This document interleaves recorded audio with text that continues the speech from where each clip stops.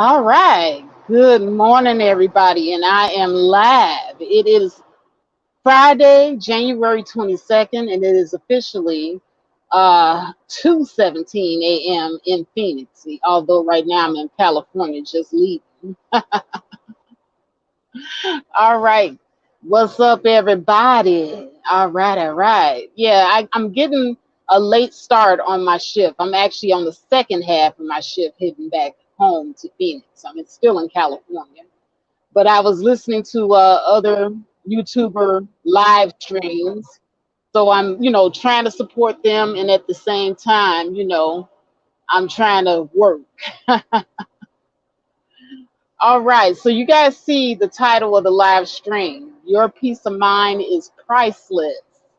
And yes, it is. And we're going to get down into what I mean about that because I told you I'm going to be all week breaking down what I'm going to be talking about with Love Wisdom on Saturday evening. So this is all a build up to that conversation. And the sister and I, we have something great in store for all of you because, like I said, we are going to be probably not very popular after we have these conversations, but these conversations are very much needed. I talk to a lot of young ladies, especially young ladies in my family, young ladies that I come across in the trucking industry. Very few of us in this industry as it is. But what I do notice when I do come across young women, and it's the same thing of when I was young, the emphasis on get a man, get a man, get a man. But the spin is, now the young women want to get a man that will take care of them and sit them down and they don't have to work, et cetera, et cetera, et cetera. And there's nothing wrong with that. I think it is honorable to want to be a housewife and a stay-at-home mom. That is an honorable job. And I just want you to know that the word job is the operative word because it is a job. Even though you're not working, that is a job. But here's the thing, what a lot of the level up coaches don't tell you about being a stay at home mom and stay at home wife is that it's not all about swiping that credit card and going shopping, going on these shopping sprees or going on these trips. It's not all about doing that all the time.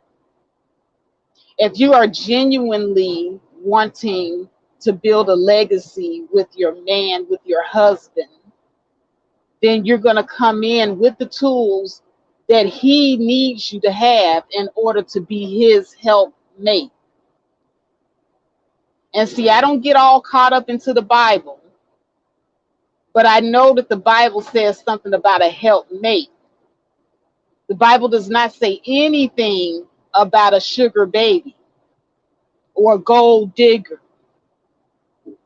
And this is what a lot of you are sounding like, whether you know it or not. If you're genuine about what you want, and this is to be a stay at home wife, stay at home mother, then you have to come in with the qualifications. And the qualifications is not just your womb. Let me say it again.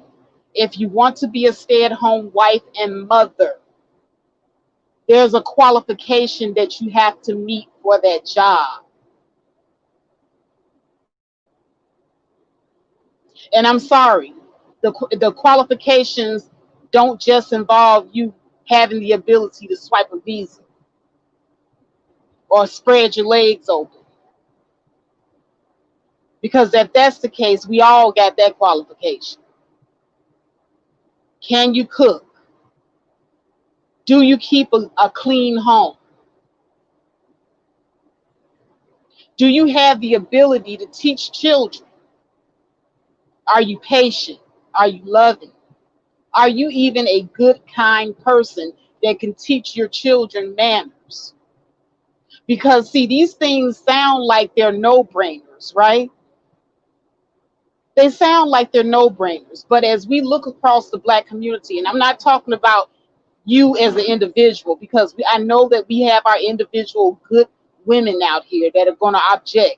That's not me. I don't do this, but I'm talking about the women in our community as a whole are not doing a good job as being mothers as it is.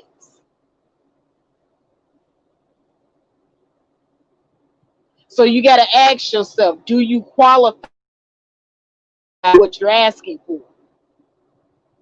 Because as I look across at the community and I look at the low test scores of some of our children, as I look across our community and I see our children living in squalor, I see how you keep yourself looking good, but your children, they look toe down. Do you know how to budget? Because as I look across our community, I see a lot of us are in debt.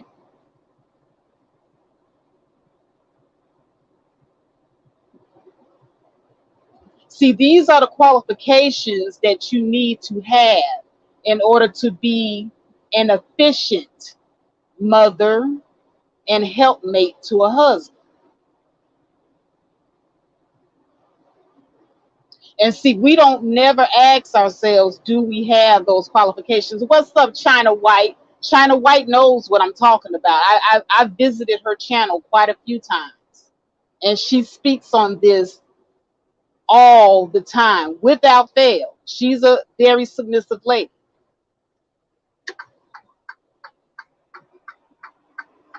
And this is one thing that China White and I do agree on content wise,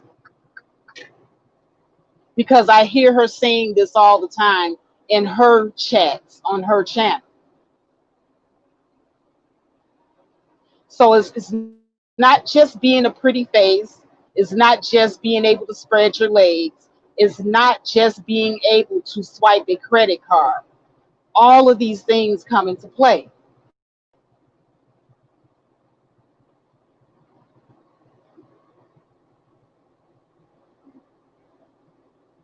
But I see a lot of us, we are so willing to not be able to not, we're willing to just forego cultivating ourselves and pouring more into ourselves before we even think about getting into any relationship with anybody. And what I mean by that is when you don't pour anything into yourself and you want to depend solely on another person to take care of you, and that person eventually finds out that you're a nitwit, they're going to dump you and move on to something better, as the well they should.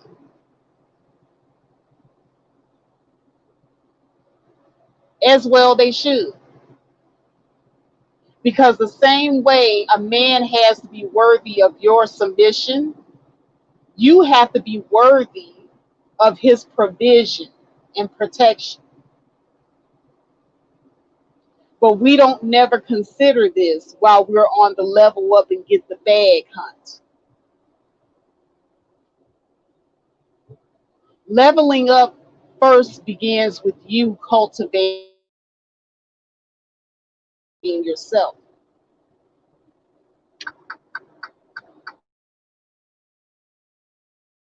You're dwelling and pulling your hair out, and you can't sleep, you can't rest until you get a man. Well, then you don't even have peace of mind. And when you don't have peace of mind, you cannot bring peace into a man's household. So, say for instance, you poured nothing into yourself, you know nothing of yourself yet, you have not developed who you need to be as a woman in order to even keep this high value man. The only thing that you've done is you've worked on surface things like your looks. You poured money into getting surgery to fix your body. You've done things like this, but you have not poured any time into how to budget. You haven't lived by yourself and paid any bills and learned what economics is, what it takes to run a household. You have not sat down and cultivated yourself and learned how to cook, keep a house, practice babysitting and keeping other people's children. You can't even keep a plant alive.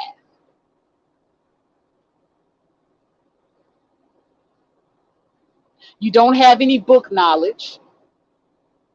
You're afraid of reading and math. You can't even count. What are you going to teach your children? You've done none of these things. What is your qualification to be a mother and a housewife?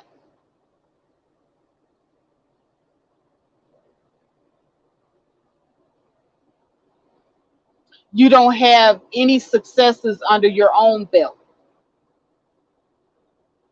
whether it be successes that you've had in school. You know, sometimes you can have successes in your college career. You've made the dean's list. You've gotten scholarships. All of these things look good on your resume when a man looks at you and he is considering you as wifey material. At least to men that care about their legacy. They're forward thinking and they care about the type of woman that they're going to bring into their home and make the mother of their children. These things are important.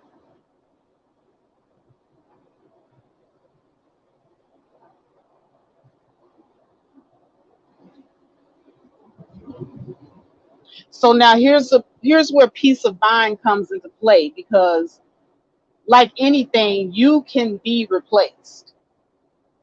You're not irreplaceable. So now you ran around here not working on yourself. You don't have a plan B.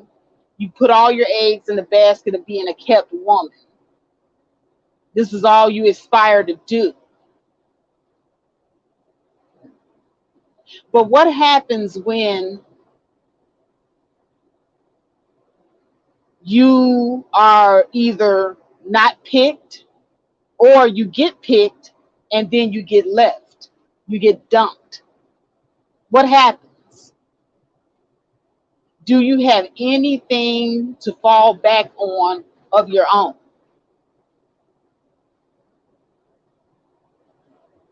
Because I hear a lot of women talk about women who are independent, women that can take care of themselves, women that don't necessarily need a man to survive. And they make it seem as if it's a bad thing if you can take care of yourself.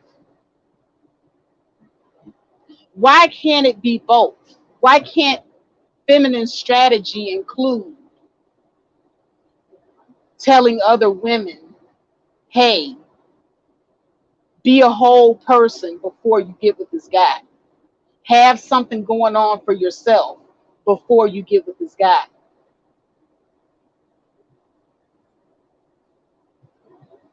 And no, that doesn't mean that you go around pumping your chest out and saying, hi, I'm independent. I don't need you. I don't need your money. You would be a fool to do that. I'm independent. I make my own money. I don't necessarily need a man to take care of me. But at the same time, I am not going to be a fool and say I don't want this man to take care of me. It's two different things. And I don't give out the vibe that I don't want the man to take care of me, even though I'm capable of doing it for myself.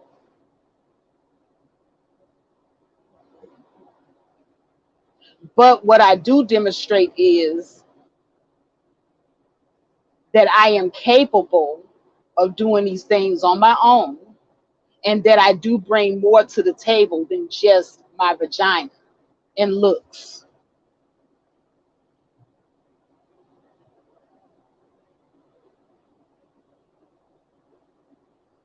and a man will appreciate that. Now, like I said, any man worth his salt is going to want to take care of his woman.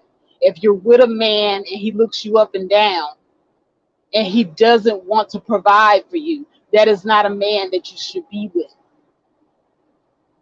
And that's the other thing.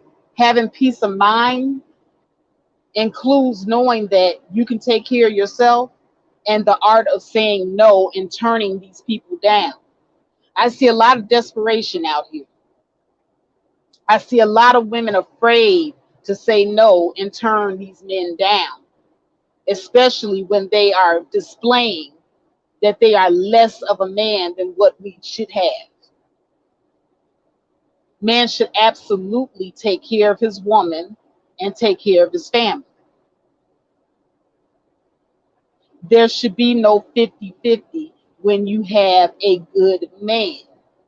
A good man does not do 50-50, even if you are capable of taking care of yourself.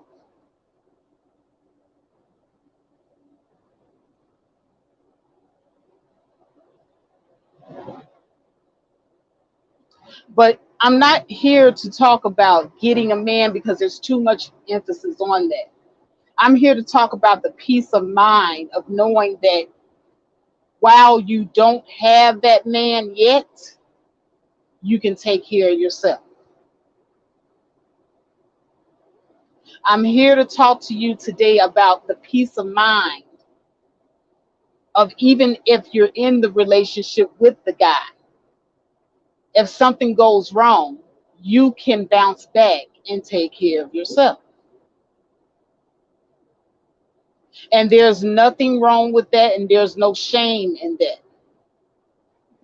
A couple of videos ahead of this one, I talked about seasons of loneliness.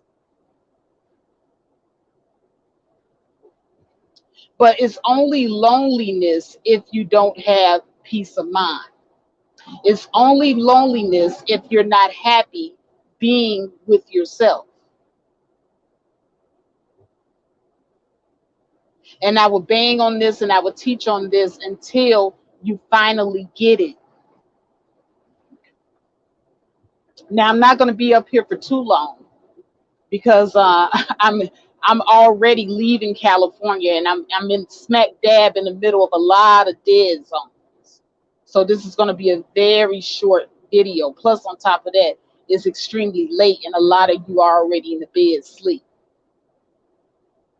So I don't expect to have the numbers. But if you are watching this on the replay, please like the video and also share me out because that does keep me on top.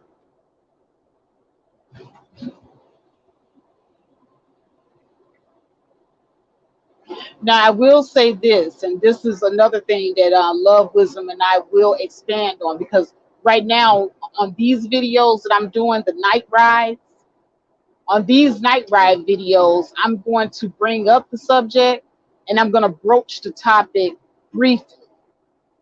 But the grand finale will be on Saturday where we will dissect every nook and cranny of what I've been talking about all week long. And like I said, Love, Wisdom, and I will do that together.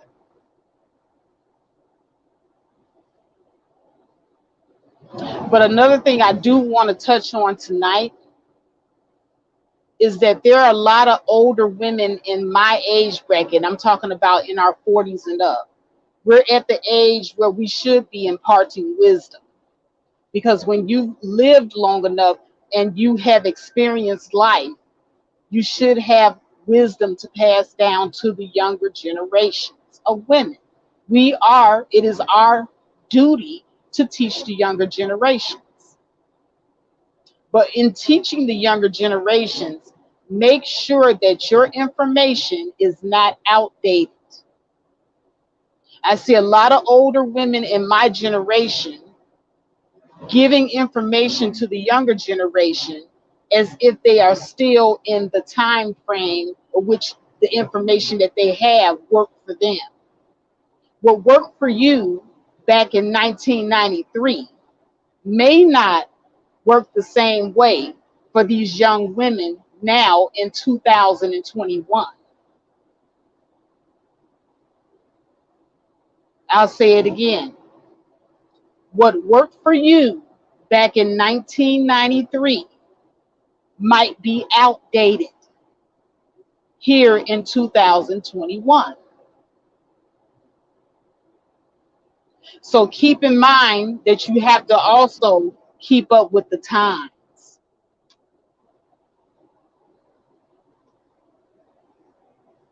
Listen to the young women because they can tell you what they're dealing with now.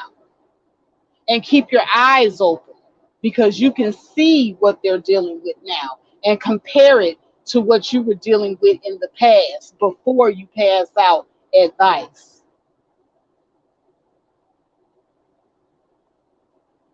Because I know that back when I was growing up, the music, even the music that we listened to back in the 90s, is not the same as the music that these young people are coming up on here in the 2020s. See, back when I was coming up, we had male groups that actually sang love songs to us. We had Mint Condition. We had Surface. We had New Edition. We had male groups that sang us love ballads. And we made love off of the likes of what's the name? Force MDs. We made love off of music like that. Today, these young people do not have them type of love songs. So they're growing up on something entirely different than what we experienced. And in a way, I feel very sorry for the women of the younger generation coming up today. Because in today's society, the temperature out there for the men is that it's caking. They call it caking.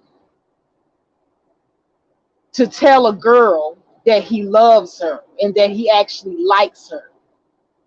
It's called simping. They call it caking, simping. Whereas in our time, men were more open with their feelings. So be aware of the time that you're in before you start giving out advice because the mindsets have changed.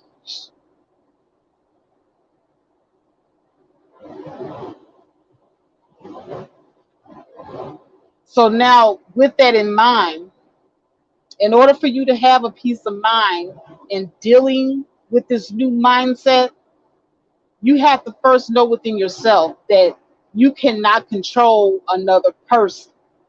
That's number one. And the only person that you can control is yourself. And I say this over and over again.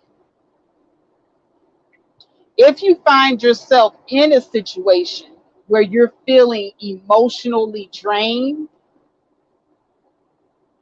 and that you're not getting what you're giving out, it is perfectly okay for you to walk away from a situation, and it is perfectly okay for you to be independent and stand on your own. It is not like the 1950s when women were totally dependent on men. It's not like that. Now there are more opportunities than ever for women so that you don't have to completely rely on men. Even though you may want to be a wife and mother, this is something that you do for a man who is worthy, not just any man, regardless of his income. Because I'm here to tell you right now, not all money is good money. Now, I'm not going to tell you to subserviate yourself to somebody making $10 an hour, because, of course, we know that is not enough to build a family off of. But I'm also not going to tell you to subserviate yourself to a rich man who's an asshole either, just because he has money.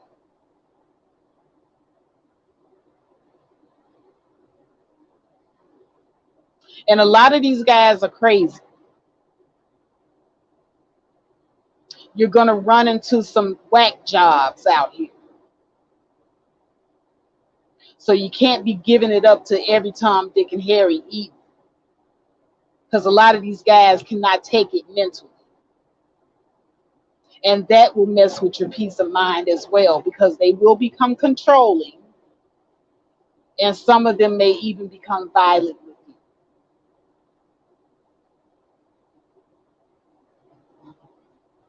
you. And protecting your peace of mind means that getting a bag or the so-called leveling up doesn't become more important than your safety and well-being. Because I'm hearing a lot of troubling things from sisters out here where they're saying that they don't even have to love a man as long as he got money. Money is the sole focus of everything that they do. They don't even have to be attracted to a man as long as he has money. He can be 99 years old as long as he has money. And I'm here to tell you that mindset, that is the recipe for the disasters that I see in our marriages. This is the reason why our marriages don't last, because people don't go in it.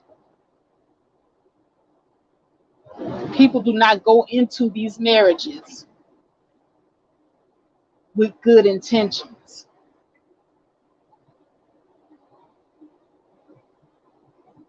And believe it or not, even though love don't pay the bills and it should not be the only factor in which you make a decision to get with someone, it does matter.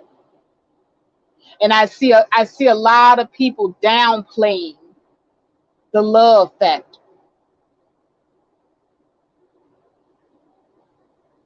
You're going to make yourself love somebody because they got money. What happens when that person becomes sick and they can't work anymore? And now you're the one that got to get up and support that family. But you don't want to work. You want to be a housewife, but he can't do it anymore. Do you leave him high and dry now that the money has dried up? Because that was the only reason that you got with him. And that will mess with your peace of mind as well.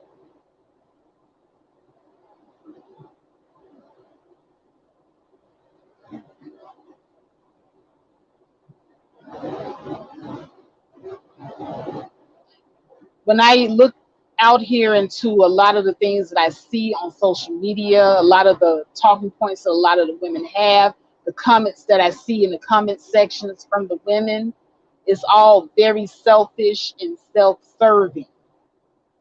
And these are the things that mothers are not made of. Mothers cannot be selfish. Wives cannot be self-serving. Because when you are a stay-at-home wife and a stay-at-home mother, that is the most selfless position that you can put yourself in, because you become the servant of everybody, your husband, your children, and you don't get a day off. And it's most likely the most thankless job in the house. And none of you take this into consideration, because all you can see is yourself riding in a Mercedes and swiping a credit card. So you have no intentions of being this selfless person that serves others. But that is the very definition of being a mother and a wife.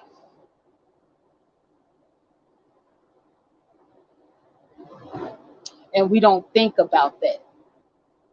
Now, I know some women that truly do love being mothers and wives. I have a cousin. She is a proud stay-at-home mother and wife, but she has her own stay-at-home business. She runs a home daycare. something that she can do from the home and earn her own money. So now her husband has set it up for her to have her own business and put her in a very beautiful house. But at the same time, if that marriage does not last, she can stand on her own feet and take care of herself. She has something to fall back on, and she has something else to fulfill her. And while she is also having her own money and her own means and source of income, she is also a happy mother and wife that stays at home. She keeps a clean house. She is a bright, intelligent woman. Their son, straight A student, because she stays on him about that homework.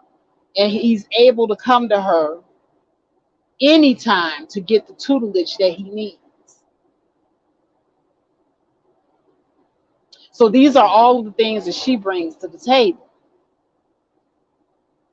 along with the fact that she keeps herself up. She's beautiful. And yes, she's probably throwing them legs back whenever he wants her to. But she's so much more than a pretty face and a nice body. And that's what you're going to have to think about. And even though her man pays all the bills because he is truly a provider, she got the peace of mind of knowing that if she had to take care of herself, if she had to get out of a bad situation, which her situation isn't bad, but if it was, if she had to get out of a bad situation, she can.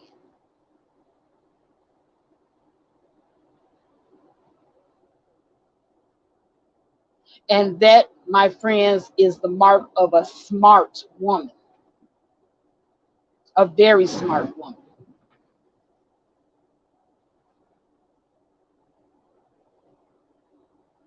But I'm going to tell you about women that aren't very smart, because there are women in my family, and these are women that got married, I would say, back in the 60s.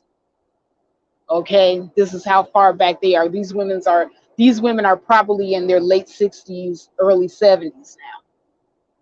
Now, one woman, she had to get the bag mindset where, her husband, took care of her, put her in a big house, it's nice, but she never worked on herself, meaning she didn't have any skills. So she was a stay-at-home mom. She cooked, she cleaned, barely clean. Her house was kind of, not the best kept house. The kids, not very bright, because she didn't have any knowledge to pass down to them herself, because she did not make it past the 7th grade, and she barely made it to the 7th grade. No high school diploma, no nothing. And she's always been kept and taken care of. And it didn't surprise me that the guy that she's with beat her regularly, because her mind was not on keeping that house clean or making sure that the children, kept the grades up. Her mind was on driving that car that he bought for her and going shopping.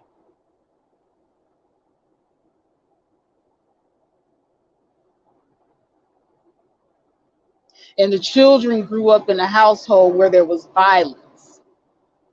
So the environment was also very chaotic, which probably also messed with them as far as their education.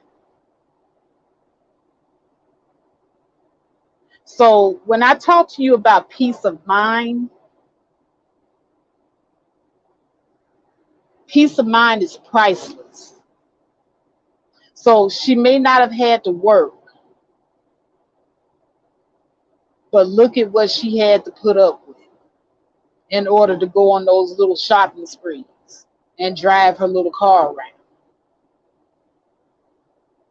And she wasn't even the best candidate for the job, actually.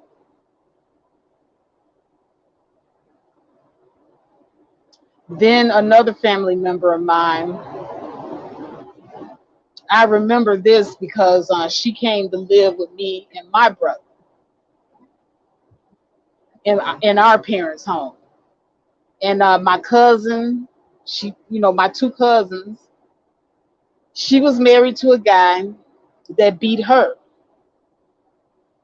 But the difference between her and the other lady was that she wanted to do something better for herself. So she went out and she got herself skills that she needed to become employable. She went out and got herself a job. When she got herself a job, she relocated to another city where the job was paying very well, and she divorced her husband. So she took her children out of a toxic environment. Now she's a single mother, right? But now, is it better for her to be a single mother out of a toxic environment where she was getting beat on and the children were watching her get beat on? Or was it better for her to stay in the toxic environment and be a housewife and a kept woman? Both of these women had nice houses. Both of these women had nice cars. Not saying that their husbands were not providers, but the environments were very toxic. Now, the lady that left her toxic environment and she went and educated herself and got skills and went out and worked and got her plan B on, she had peace of mind. She didn't have to take any crap off of nobody. And because she cultivated herself, she was able to pass down knowledge to her children.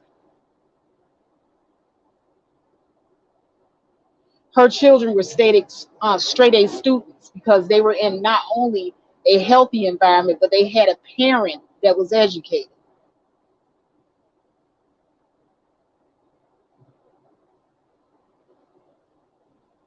So which mother was the better mother?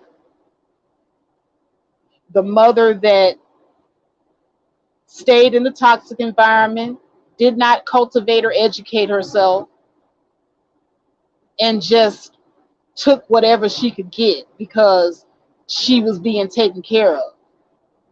Or the mother that took her children out of the toxic environment, cultivated herself, and she was able to pass her knowledge down to her children?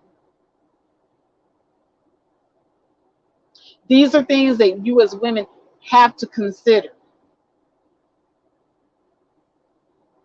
And I gave 3 examples. So for anybody coming up in here saying that I'm giving the worst of the worst, remember I gave earlier the example of my cousin, who is a married woman currently in a good situation. So I'm not just giving bad scenarios out here. 2 of the scenarios are good. But here's the thing. In the first scenario, my cousin, she's being taken care of by a man, but at the same time, she has her own business. So if something happens, she's covered. She has peace of mind of knowing that she can, if need be, get out of the situation and take care of herself, take care of her children. Same thing with the aunt. Now, she didn't at first have any skills, but she had the knowledge and forethought to say, you know what, I'm going to have to pick up these skills because I have these children. I need to take care of myself. So she cultivated herself. She got the skills that she needed, and she took her children out of a toxic environment. And now she has peace of mind because she's herself is out of the toxic environment. She's no longer in an environment where she's being mentally, emotionally, and physically abused.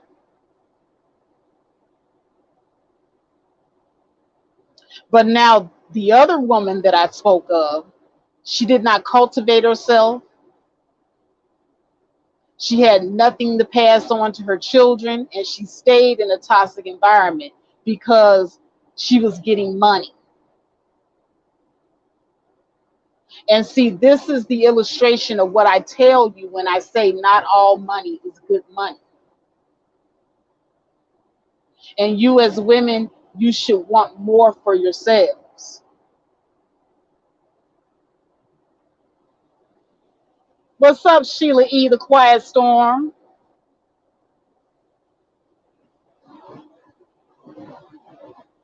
Not all money is good money. If you're getting something for somebody for free that you have to take abuse from, that is not a good situation at all. I don't care how much money this person has. And if you bring children into that situation and you decide to stay because of money, that's selfish.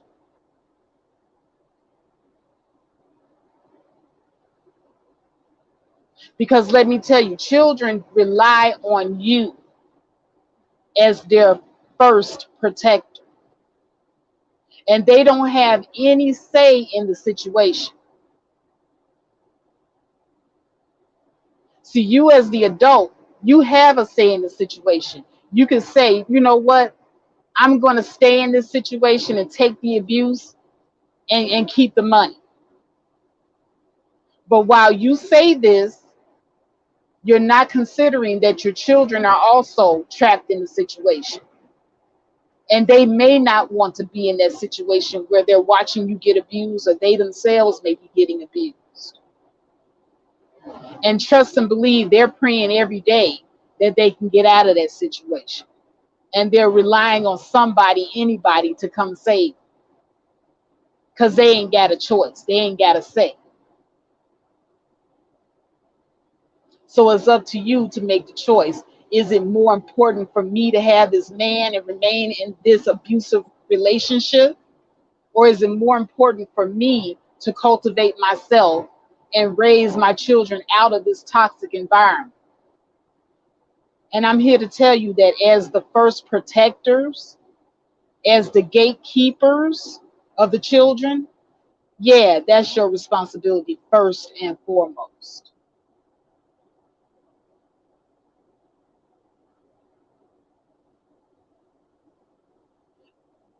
A man earns your submission.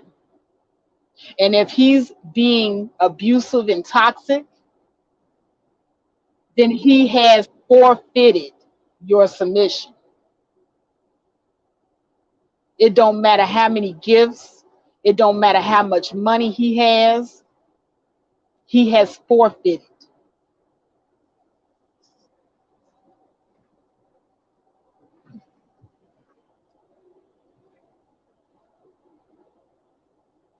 And this is the thing that I don't hear a lot of level up coaches speaking on: the importance of putting yourself first above money.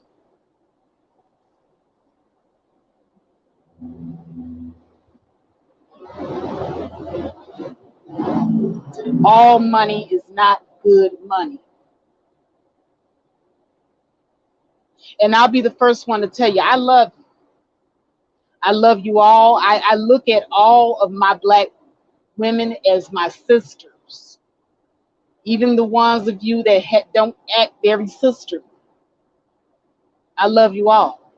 I don't wish any woman, whether she be young or old, to be in a situation where her peace of mind is not stable. So I'm going to come on here and I'm going to tell you the flip side of the level up. Yeah, I don't do struggle love. Okay. The whole, these guys talking about give struggle love a chance. I don't do that. So I'm not advocating for you getting with the $10 an hour dude. Even though the $10 an hour dude is a good guy and got a good heart, and he may be good to you and be nice. At the same time, there is a responsibility on his behalf to come to the table ready and fit to provide. And if he's making $10 an hour, he is not ready and fit to provide, no matter how nice a person he is. So don't never get it twisted what I'm saying.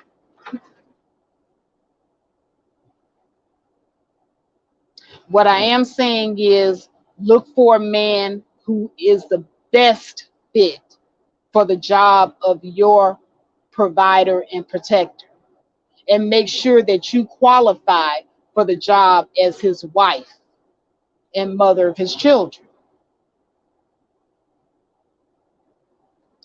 And before I go, I'm going to go back over the qualifications that you need to have, because we always look at what the guy need to have. We all know what we want from these guys, but this is what you need. You need to pour into yourself first before you get with anybody. You need to know yourself first before you get with anybody. Love yourself first. You need to be happy and whole before you get with anybody. That means that whether you're with a man or not with a man, you're going to be happy and content anyway. Very important. Number two, do you keep a good home? Can you cook? Are you educated? Do you have the mindset where if you do have children with this man, you will be able to educate your children adequately? Are you economically in a good place? Can you budget?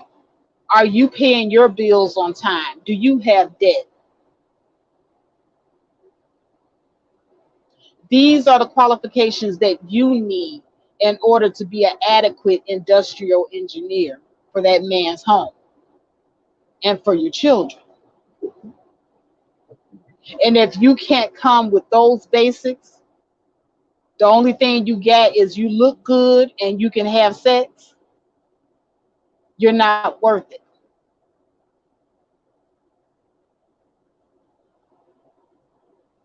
Because these are the things that I tell my son to look for in a potential wife. Not just she look good and she'll give him sex. Because I'm telling you, sex, the value of WAP or the JJ is at an all-time low.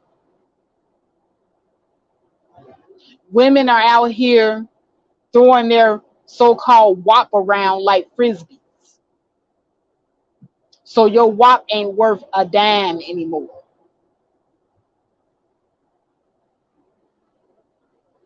But what's more priceless, and this is what men don't run across on a regular basis, they don't run across women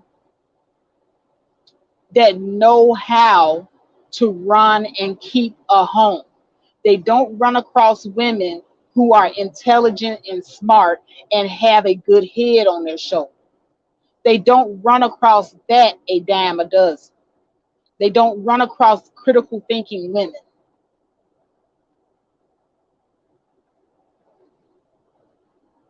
They don't run across women who know how to budget and whom they would be able to trust with their money. They don't run across these women. They run across women that will run through their money, that will take them off their budget and ruin the household.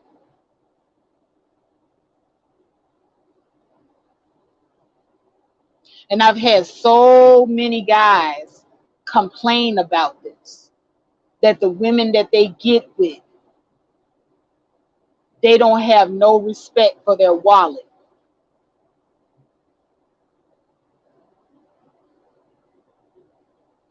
And part of being a good woman and being a good wife is having respect for your husband's wallet, because his wallet is what keeps your household functioning.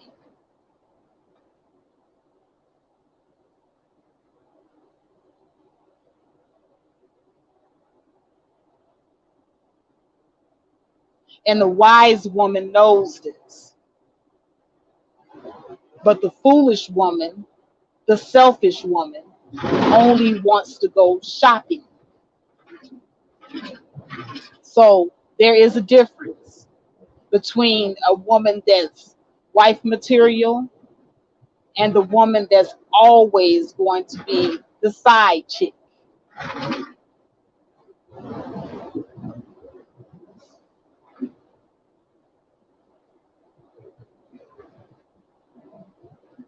Because he can't bring a woman with a mentality of I got to shop and I don't give a damn about your wallet into his world. It's not going to work. And he ain't going to trust you.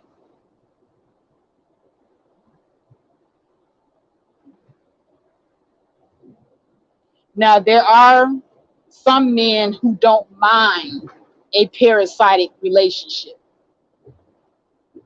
There are some men that don't mind being host to parasites.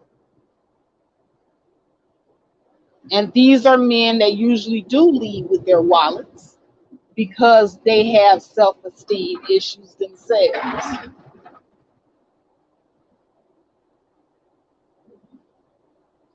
So you will have the sugar daddy that will give you money in exchange for your body. But once again, those relationships are not built on solid foundation. They're temporary situations.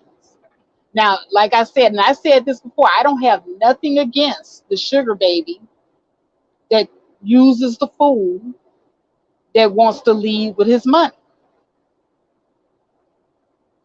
But here's how I would play that situation, because once again, those situations are usually temporary.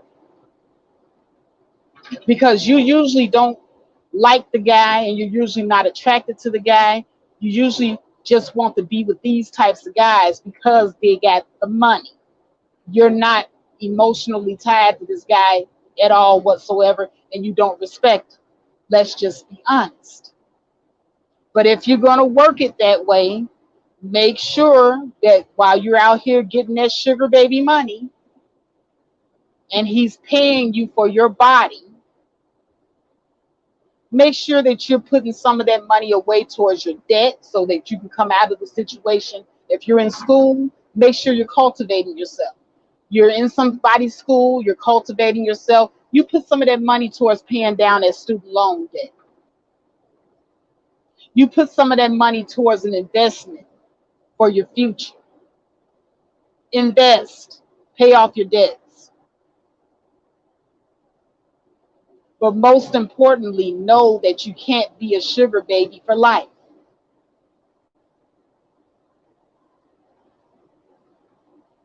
That's how you end up being in your 40s talking about you still a sugar baby. And now, since you're in your 40s, your sugar daddies are usually in their 70s and 80s.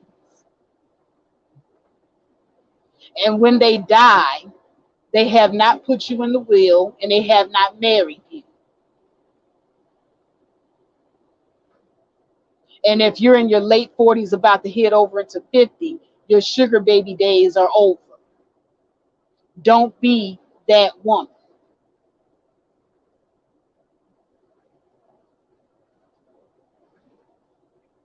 But at any rate, I'm about to head over into a very low service area. So I do know that my phone will cut off within the next few minutes. But I just wanted to go on here for the record and I had this conversation. If you're listening to this on the replay, once again, please like the video, share me out, because that does keep me on top. And until next time, peace.